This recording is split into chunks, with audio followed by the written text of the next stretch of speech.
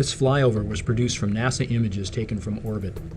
The blue circle indicates the area the rover will likely land. The arcing hills in the center, about 1,600 feet high and are the rim of Jezero Crater. The central goal of Mars 2020 is to learn whether life ever existed on Mars. It's too cold and dry for life to exist on the Martian surface today. But after Jezero Crater formed billions of years ago, water filled it to form a deep lake, about the same size as Lake Tahoe.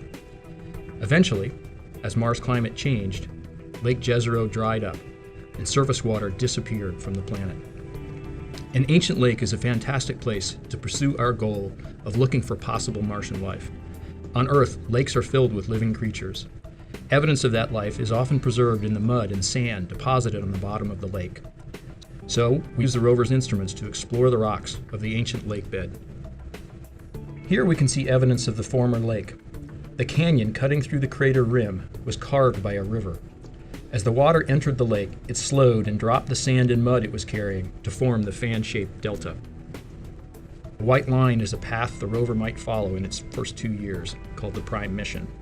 During this period, we use the rover science instruments to analyze the lake sediments. After we explore the delta, we hope to investigate the shoreline of the former lake. To get there, we have to traverse around a sea of modern sand dunes.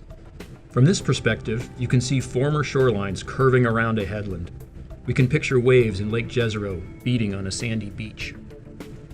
And finally, we will press on to the crater rim.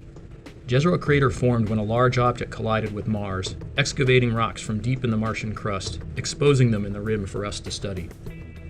These rocks would have been hot shortly after the impact and may have hosted hot springs.